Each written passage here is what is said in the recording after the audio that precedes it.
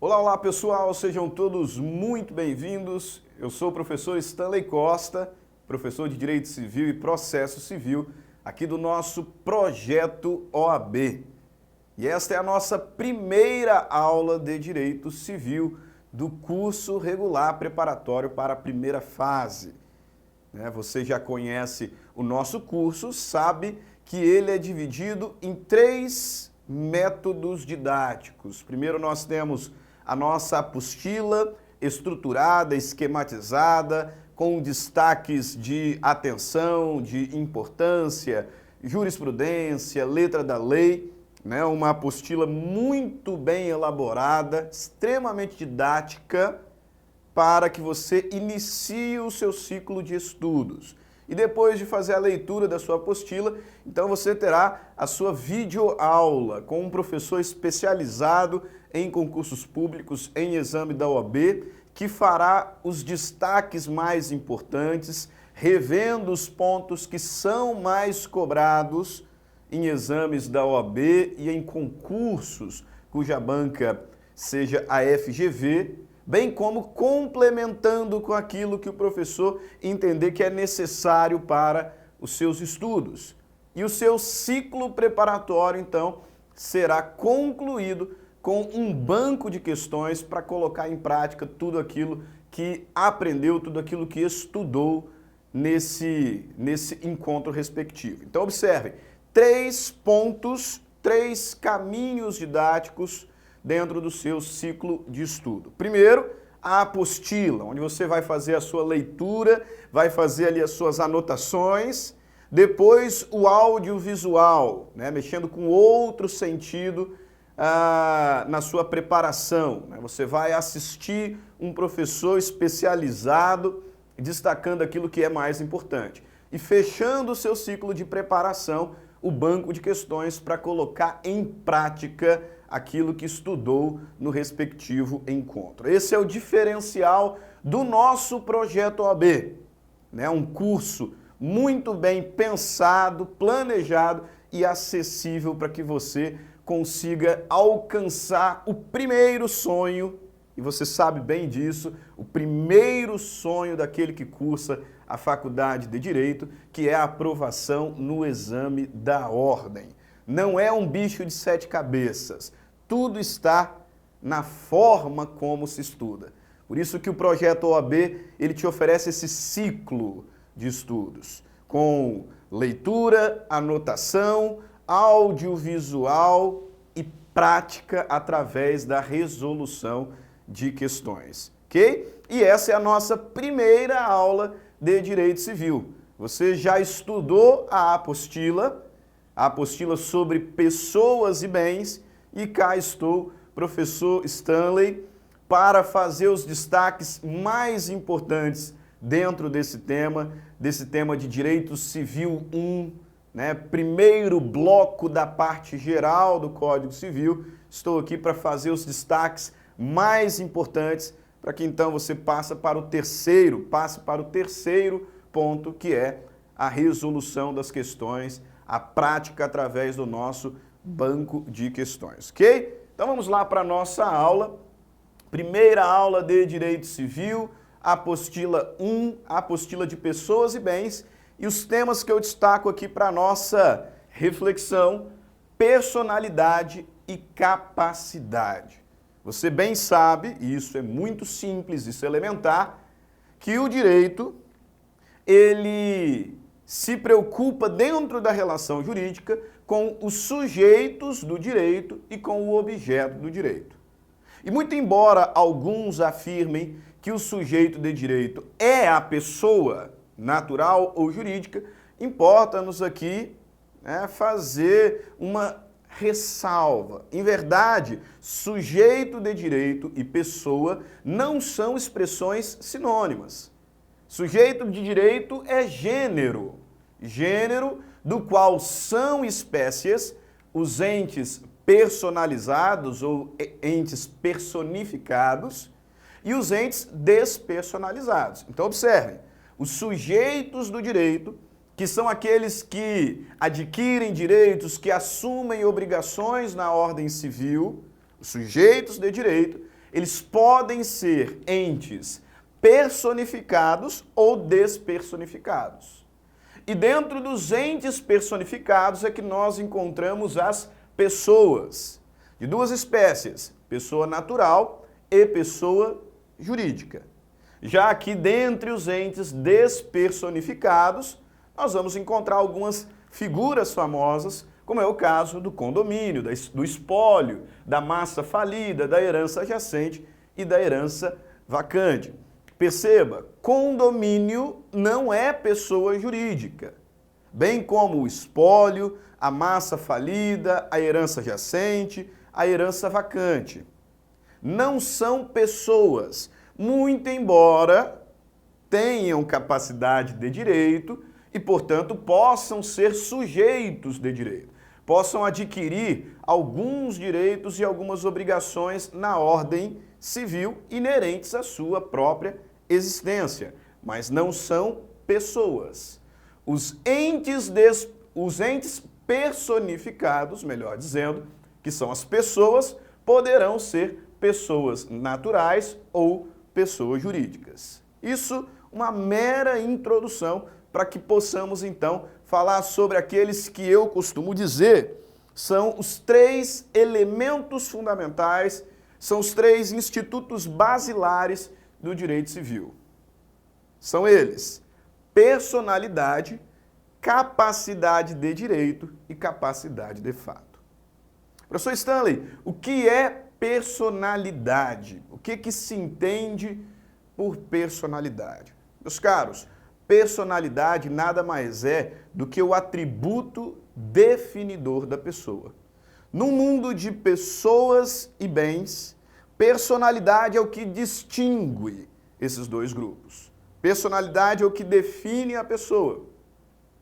É a aptidão genérica para ser titular de direitos e deveres na ordem civil e é o atributo que garante à pessoa, pelo simples fato de ser pessoa, uma proteção mínima e existencial por parte do Estado, que nós chamamos, e na sua apostila você fez a leitura, de direitos da personalidade.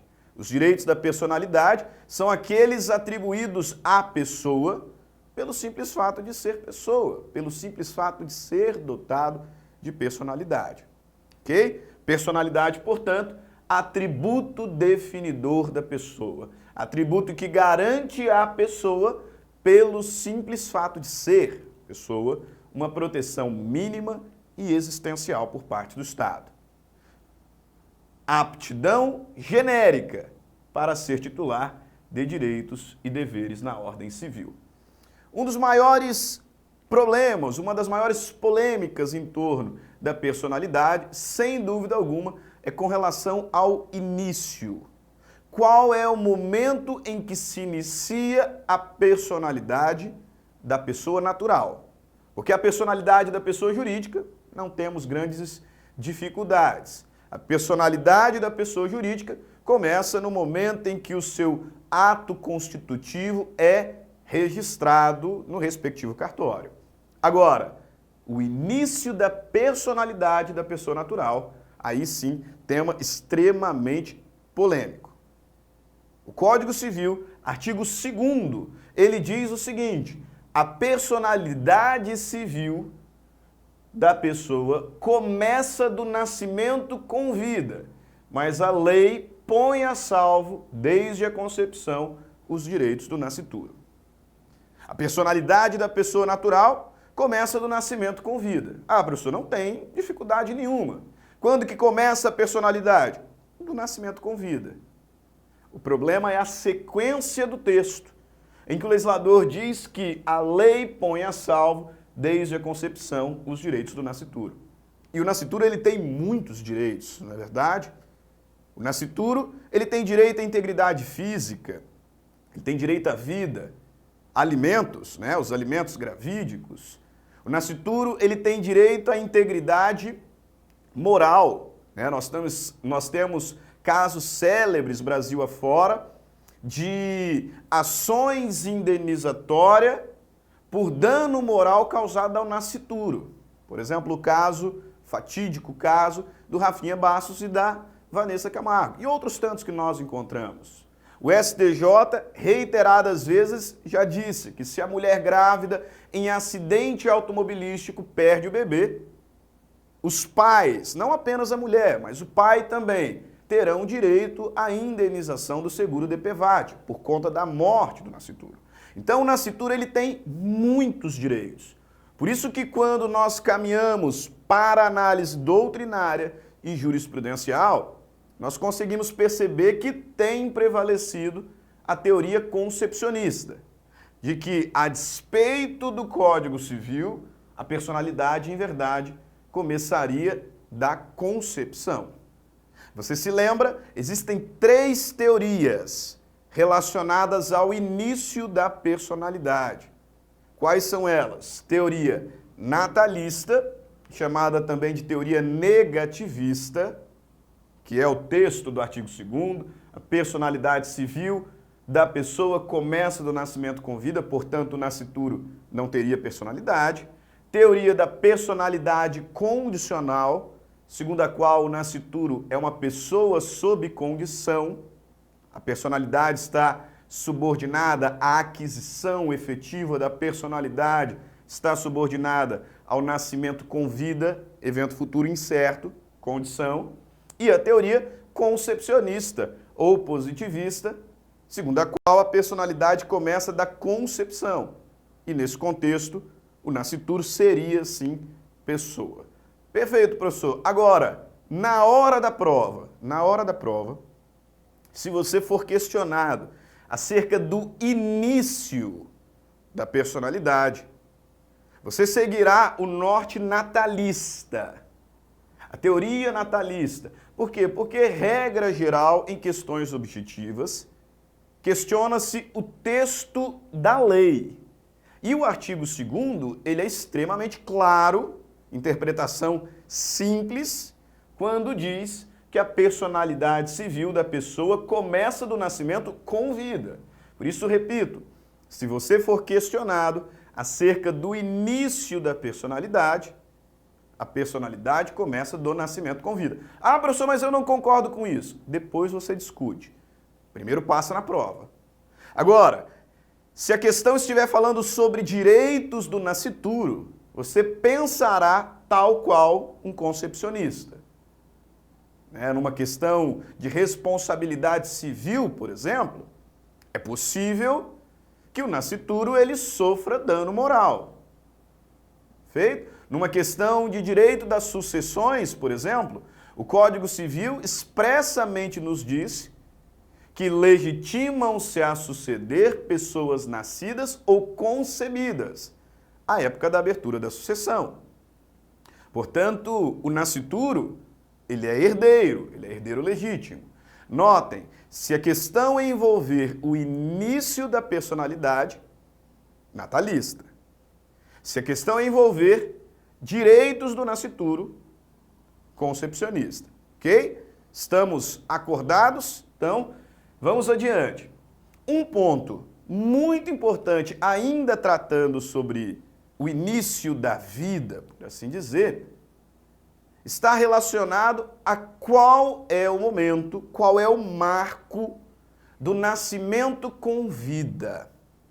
Porque percebam, a despeito de todas as discussões em torno do início da vida, não temos maiores debates acerca da relevância do momento em que se nasce vivo. Porque atualmente mesmo os concepcionistas vão defender a tese, Maria Helena Diniz brilhantemente desenvolve, de que o nascituro ele teria personalidade formal. Então ele já teria toda a proteção extrapatrimonial. Integridade física, integridade moral, integridade da imagem, é de fato herdeiro legítimo. Só que a personalidade material, que é a aptidão para adquirir direitos de cunho patrimonial, esta começa do nascimento com vida. Nesse sentido, um rápido raciocínio. Se o indivíduo falece deixando a esposa grávida, por exemplo, o nascituro é o herdeiro dele. É o herdeiro legítimo. Legitimam-se a suceder pessoas nascidas ou concebidas à época da abertura da sucessão, à época da morte. Então, o nascituro, ele é o herdeiro de fato. Só que ele não pode ser dono da herança, ele não pode ser proprietário da herança. Por quê? Porque ele não tem personalidade material. Ele só se tornará proprietário da herança quando e se nascer com vida. Perfeito? Quando se dá o nascimento com vida? O nascimento com vida, ele ocorre na primeira respiração. O que marca o nascimento vivo é a atividade cardiorrespiratória. Então, respirou, nasceu vivo. Ainda que esse bebê tenha sobrevivido por minutos, respirou, nasceu vivo. Adquiriu personalidade material. Se tornou proprietário de uma eventual herança, por exemplo, decorrente do falecimento do seu pai, quando ainda era nascituro. Ok? Respirou, nasceu vivo. O que efetivamente define o nascimento com vida, portanto, é o funcionamento do aparelho cardiorrespiratório. Não existe prazo mínimo de vida. Ele tem que sobreviver fora do útero por 24 horas, por 48 horas. No Brasil não existe isso. Respirou, nasceu vivo. Não é necessário um parecer médico sobre a viabilidade do bebê.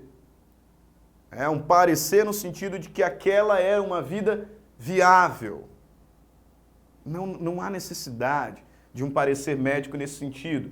Não há sequer necessidade do corte do cordão umbilical e nem mesmo do desprendimento da placenta. Insisto, respirou, nasceu vivo, para todos os efeitos. Dessa forma, um exemplo simples. O indivíduo faleceu deixando a namorada grávida. O bebê é o herdeiro. Essa namorada ela é levada às pressas para o hospital, um parto de emergência e o bebê morre. Se esse bebê não nasceu com vida, ele não chegou a se tornar proprietário da herança. Herança que será distribuída entre os ascendentes do sujeito que faleceu anteriormente. Agora, se o bebê nasceu com vida, ele chegou a se tornar proprietário da herança. E agora nós vamos fazer o inventário dele, reconhecendo que a sua mãe é herdeira. Então ele chegou a se tornar proprietário da herança e essa herança agora vai para a sua mãe, namorada do sujeito que faleceu anteriormente. Percebeu? A importância de se compreender o momento do nascimento com vida, que se dá com a respiração. Talvez você tenha ouvido falar já sobre um exame clínico chamado docimasia hidrostática de Galeno, que serve exatamente para aferir se o bebê chegou ou não a respirar, se o pulmão inflou ou não. Se o pulmão inflou, respirou, nasceu vivo. Se não inflou, natimorto. Ok? Então nós vimos qual é o conceito de personalidade. Nós identificamos as teorias acerca do início da personalidade da pessoa natural e também falamos sobre o momento, sobre o marco do nascimento com vida. Batemos o primeiro ponto dessa nossa aula. Segundo ponto da nossa aula, capacidade. Capacidade jurídica. O que é capacidade jurídica? A doutrina costuma dizer que a capacidade ela é a medida da personalidade. Esse é um conceito doutrinário. Já, inclusive, caiu em alguns concursos públicos. Mas é um conceitozinho doutrinário. A capacidade é a medida da personalidade. Mas o que você precisa realmente entender é que existem duas espécies de capacidade. Nós temos a capacidade de direito e a capacidade de fato. A capacidade de direito nada mais é do que a aptidão para ser sujeito de direitos e deveres na ordem civil, a aptidão para adquirir direitos e obrigações na ordem privada. E esta espécie toda pessoa tem. Entendam? Toda pessoa, independente da idade, independente da sua condição psíquica, independente do que tenha feito, do que tenha deixado de fazer, toda pessoa, indistintamente, tem capacidade de direito. A capacidade de direito é a aptidão para ser sujeito de direitos. Uma criança de 1 ano pode ser proprietária de um imóvel? Acabamos de falar sobre uma criança de minutos que se tornou proprietária de toda uma herança. Então percebam, artigo 1º do Código Civil, toda pessoa é capaz. Toda pessoa é capaz de direitos e deveres na ordem civil. Capacidade de direito.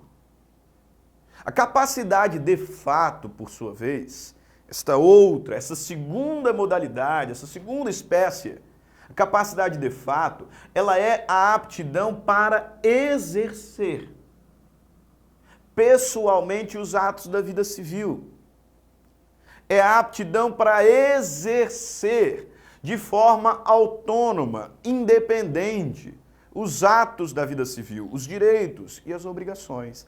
E esta outra não tem, ou melhor, nem toda pessoa tem. A capacidade de fato, ela é gradual. Nem toda pessoa tem capacidade de fato. É no contexto da capacidade de fato que nós vamos falar em graus. Algumas pessoas são absolutamente incapazes, outras relativamente incapazes. E se o indivíduo, assim como eu e você, imagino, tem capacidade de direito e capacidade de fato, ele será então considerado plenamente capaz. Capacidade de direito, aptidão para adquirir direitos e deveres na ordem civil.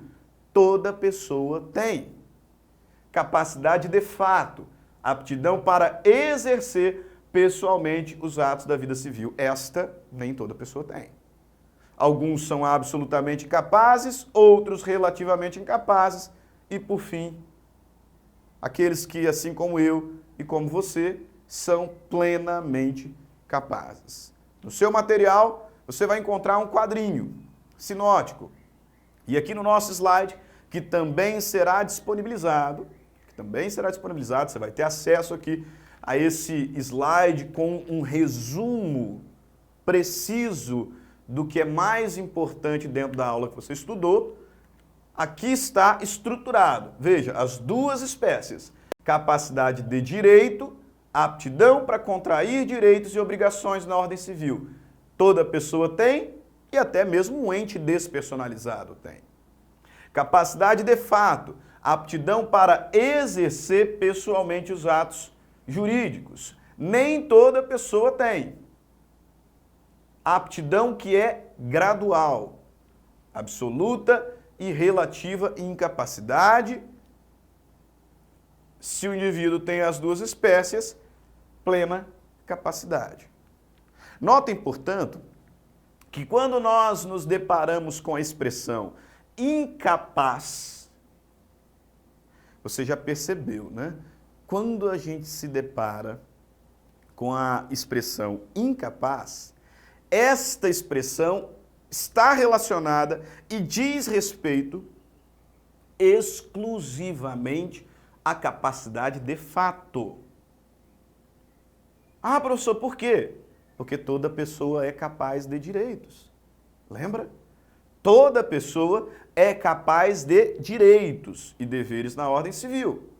De modo que, quando falamos acerca da teoria da incapacidade, nós estamos nos referindo à capacidade de fato, à aptidão para exercer pessoalmente os direitos e deveres. Se toda pessoa pode ser titular de direitos e obrigações na ordem civil, nem toda pessoa pode exercer pessoalmente tais direitos. E é neste contexto, que está a teoria da incapacidade. Teoria que foi significativamente alterada pela Lei 13.146 de 2015, o Estatuto da Pessoa com Deficiência. Antes do Estatuto da Pessoa com Deficiência, o artigo 3º do Código Civil dizia: são absolutamente incapazes de exercer pessoalmente os atos da vida civil os menores de 16 anos, os que por enfermidade ou deficiência mental não tiverem o necessário discernimento para a prática desses atos e os que, mesmo por causa transitória, não puderem exprimir a sua vontade. Sabe o que aconteceu com esses incisos? Eles foram revogados. Eles foram revogados pelo Estatuto da Pessoa com Deficiência. E, atualmente, o artigo 3º do Código Civil conta apenas com um caput. E nesse caput o legislador diz: são absolutamente incapazes de exercer pessoalmente os atos da vida civil os menores de 16 anos. E ponto final. São absolutamente incapazes, grave isso, são absolutamente incapazes os menores de 16 anos. Não há outro critério. O critério é único. O critério é etário. São incapazes os menores de 16 anos. São absolutamente incapazes os menores de 16 anos. Não existe absolutamente incapaz maior de 16. Ah, professor, mas e os índios? Os índios, eles são regulados por legislação própria, né? Lá no âmbito da legislação específica dos indígenas, nós vamos falar em índios silvícolas, né? Enfim, só que no nosso contexto, no contexto do direito civil, não existe absolutamente incapaz menor de 16 anos. Este é o único critério. E a FGV pode fazer de tudo para te levar ao equívoco. Falar, por exemplo, que o indivíduo sofreu um acidente e ele se encontra em coma. E por isso ele é absolutamente incapaz. Não é. Não é. Falar que ele tem uma enfermidade mental gravíssima e que por isso ele é absolutamente incapaz. Não é. O único critério que define a incapacidade absoluta é o critério idade. São absolutamente incapazes os menores de 16 anos. Ponto. Abra-se aí os relativamente incapazes. Continuam os mesmos? Houve mudança no que toca aos relativamente incapazes? Também tivemos mudanças no que toca aos relativamente incapazes. O artigo 4º do Código Civil, antes da lei, dizia: são incapazes relativamente a certos atos ou a maneira de os exercer. Os maiores de 16, menores de 18. Os ébrios habituais, viciados em tóxico e os que por deficiência mental tenham o discernimento reduzido. Os excepcionais, sem desenvolvimento mental completo e os pródigos. Notem que essa parte da nossa disciplina, ela foi alterada por uma lei chamada Estatuto da Pessoa com Deficiência. E a grande finalidade do Estatuto nesse contexto foi quebrar um preconceito, foi tirar do senso comum da sociedade de que alguém deva ser considerado incapaz pelo simples fato de ter uma deficiência qualquer que seja. Esse foi o objetivo. Por isso, se você observar, tanto no artigo 3º, que diz que são absolutamente incapazes os menores de 16 anos e ponto, e o artigo 4º, você facilmente notará que não há mais referência à deficiência, qualquer que seja. Ninguém será, eu disse ninguém será considerado incapaz pelo simples fato de ter uma deficiência, qualquer que seja, física ou intelectual. Se na sua prova cai, por exemplo, que um indivíduo, por conta de uma deficiência intelectual, o indivíduo é portador de uma deficiência intelectual determinada, ele é então incapaz. Errado. Se essa é a única informação que você tem, você vai presumir que ele é capaz. O artigo 6º do Estatuto vai dizer que a deficiência, ela não influi. A deficiência, qualquer que seja, física, intelectual, ela não influencia na plena capacidade para os atos da vida civil. Em outros termos, ninguém será incapaz pelo simples fato de ter uma deficiência. O novo artigo 4º, observem, não tem deficiência. Olha só o texto. São incapazes relativamente a certos atos ou a maneira de os exercer. Os maiores de 16 anos e menores de 18, os ébrios habituais e os viciados em tóxico, aqueles que por causa transitória ou permanente não puderem exprimir sua vontade, e os pródigos. Têm deficiência? Não, não tem deficiência. Pode acontecer. E aqui a pausa, ela é proposital. Assente aí o conhecimento na sua mente. Respira. Ok? Pode acontecer de alguém, por conta de uma deficiência, não ter discernimento para a prática dos atos da vida civil. E aí, nesse caso, não por causa da deficiência, mas por uma causa transitória ou permanente, impeditiva da vontade, ele será relativamente incapaz. Ei, atenção! Pode ser que o deficiente, não por causa da deficiência, mas por uma causa transitória ou permanente, impeditiva da expressão de vontade, acabe sendo enquadrado aqui como relativamente incapaz.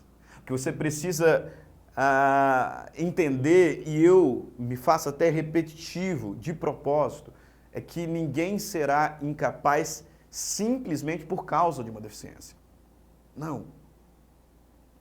Pode ser que essa deficiência o prive da aptidão de praticar os atos da vida civil. E aí, nesse caso, por conta do inciso 3 do artigo 4º, ele será, então, considerado relativamente incapaz. Beleza? Em resumo, dê uma boa olhada aqui no quadrinho. Ok? Artigo 3º. São absolutamente incapazes os menores de 16 anos. Artigo 4º. São relativamente incapazes os maiores de 16 anos e menores de 18. Os ébrios habituais e os viciados em tóxico. Aqueles que por causa transitória ou permanente não puderem exprimir vontade. E os pródigos. Antes de falarmos sobre a cessação da incapacidade, já concluindo aqui essa parte, veja bem, esses indivíduos, eles são incapazes, absoluta ou relativamente, para a prática pessoal dos atos da vida civil. Capacidade de fato é a aptidão para exercer, para praticar pessoalmente, independentemente, para praticar de forma autônoma os atos da vida civil. Esta aptidão, os incapazes absolutamente ou relativamente não têm. O que não significa que eles não possam praticar os atos da vida civil. Eles não podem praticar pessoalmente. Eles poderão fazê-lo desde que a gente supra a incapacidade. E nesse ponto, Grave. Isso aqui é objeto de prova. O absolutamente incapaz pode praticar os atos da vida civil? Sim. Se nós suprirmos a incapacidade, o que se dá através da representação. O que se dá através da representação.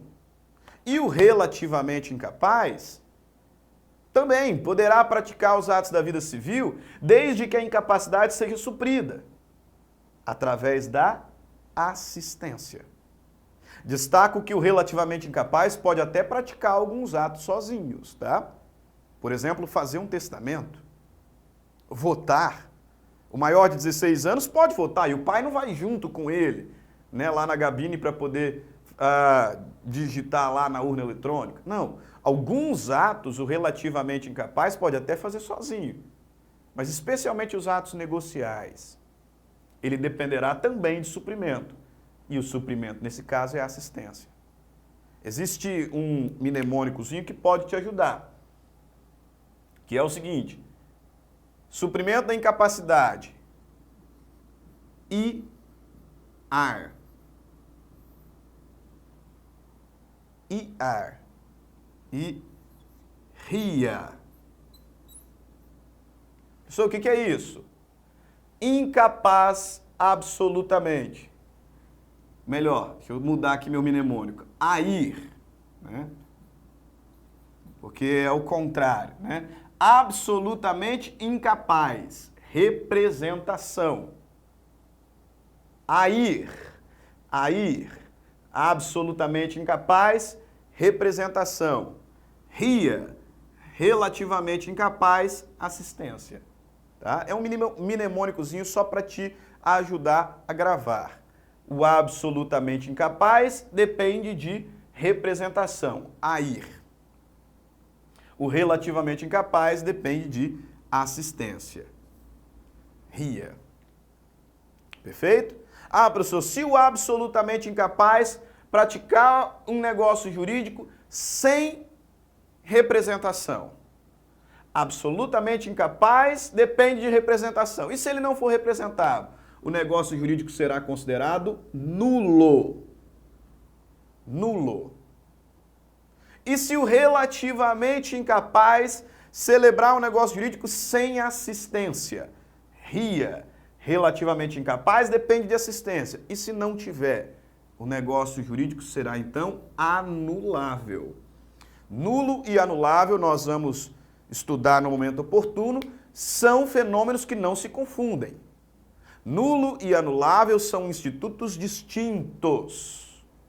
Você não pode confundir, especialmente aqui.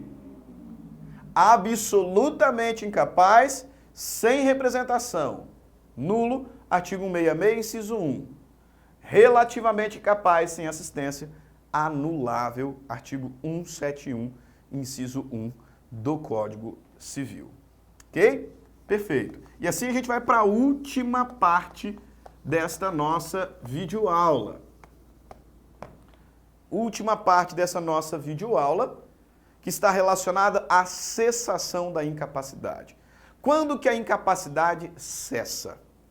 A incapacidade cessa no momento em que for extinta ou extinto o fato que lhe deu causa.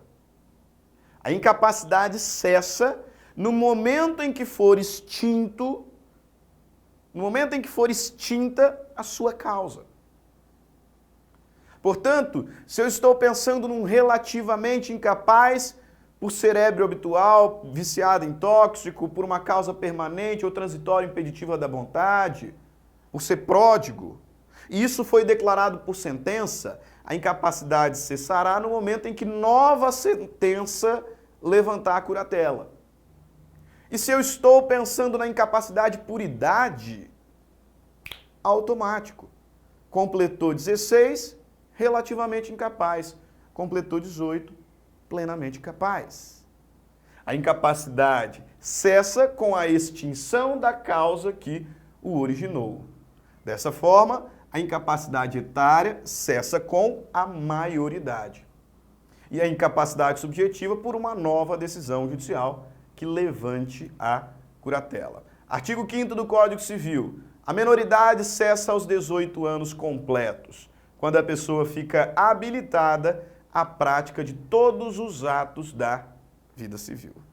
Mas você sabe porque todo mundo sabe, mesmo fora da faculdade de Direito, que é possível que um menor de idade se torne plenamente capaz para os atos da vida civil. Isso acontece através de um instituto chamado emancipação. Isso todo mundo sabe. Qualquer pessoa que você perguntar ali na rua o que é emancipação, ela vai saber do jeito dela, mas conseguirá ali explicar o que significa esse instituto. O que talvez ela não saiba e o que muitos alunos esquecem na hora de uma prova, e a OAB é apaixonada por esse tema, é que existem 3 espécies de emancipação. Existem 3 espécies de emancipação. Nós temos a emancipação voluntária, a emancipação legal e a emancipação judicial. A emancipação voluntária. Emancipação voluntária é aquela concedida pelos pais. Pelos pais. E atentem-se ao plural. A emancipação voluntária é aquela concedida pelos pais. Eu não disse avós, eu não disse tios, eu não disse irmãos. Pais. E no plural. Porque, regra geral, dependerá da vontade de ambos. Regra geral, só o pai ou só a mãe não poderá emancipar o menor. A menos que, na falta do outro, e uma falta que é técnica, a menos que o outro esteja morto, ausente, ou seja, em local incerto e não sabido, ou tenha sido destituído do poder familiar.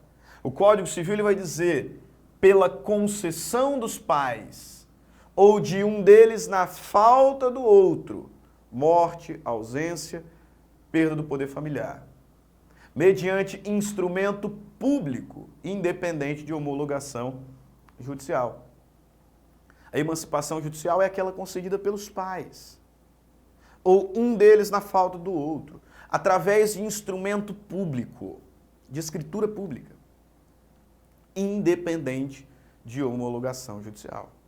Agora, se esse menor ele está sob tutela, ele não tem pais, os pais, por exemplo, já morreram, e ele tem um tutor, tutor não pode emancipar voluntariamente.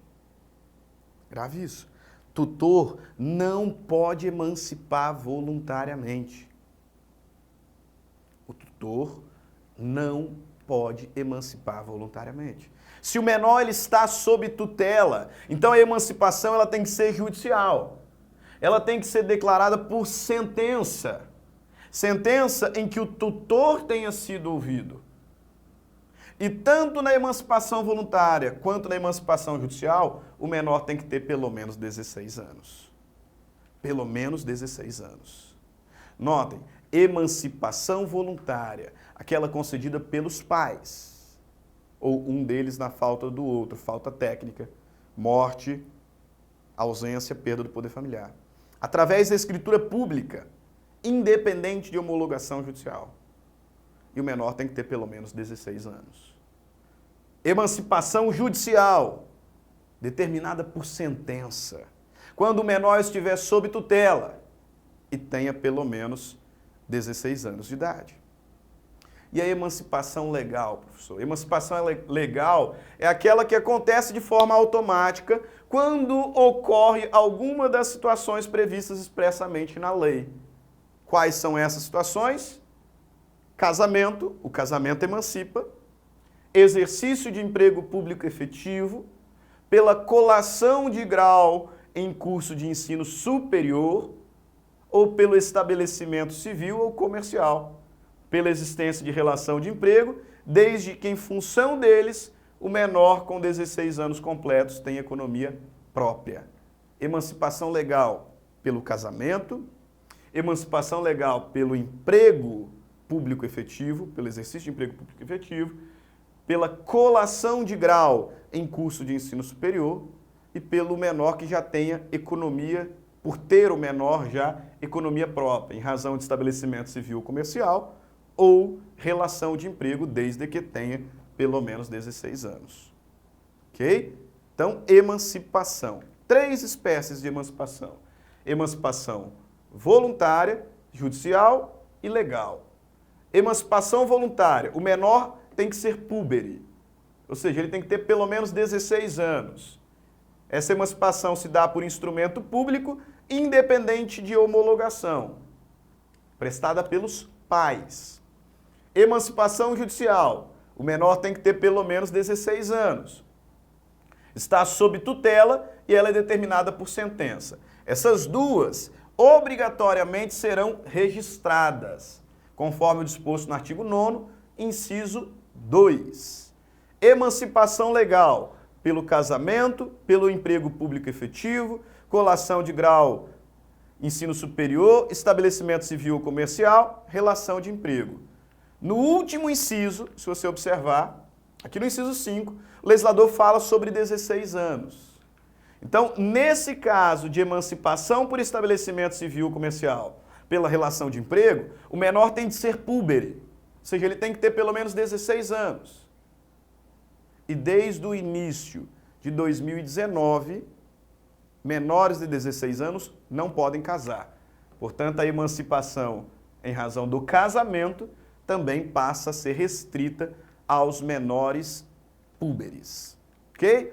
Perfeito. Essa foi a nossa primeira aula de Direito Civil do curso regular para a primeira fase do exame da OAB. Você que é nosso aluno, que já está matriculado, que já está com acesso ao portal, agora vai realizar o seu banco de questões. Você já leu a nossa apostila estruturada, apostila que também cedemos aqui como degustação de forma gratuita para os alunos que querem conhecer o nosso curso. Você já assistiu a nossa aula, também aqui como degustação gratuitamente, para aqueles que querem conhecer a nossa dinâmica. Agora você, que já está matriculado, vai resolver o nosso banco de questões. E para você que já está matriculado, eu vou colocar uma aula extra nesse primeiro encontro, falando sobre o fim da pessoa natural. Mas aí é só para você. Nesse primeiro encontro de Direito Civil, nós vamos ter 2 videoaulas. Falamos sobre personalidade e capacidade. E agora nós vamos ter uma outra videoaula, depois que você tomar a sua água, tomar o seu café, sobre o fim da pessoa natural, onde trabalharemos o assunto da morte. Morte real, morte presumida sem ausência, morte presumida com ausência e comoriência, também assuntos muito cobrados no exame da OAB.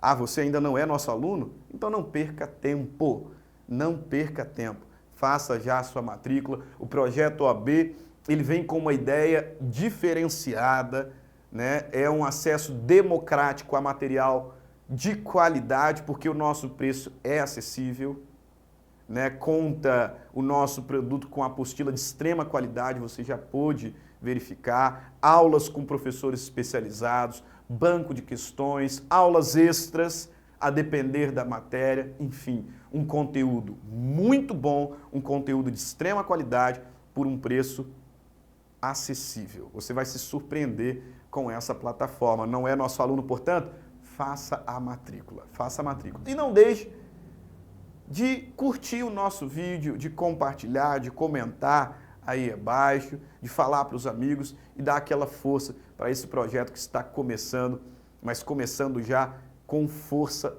total, pensando na qualidade do conteúdo que prestaremos para vocês, nossos alunos.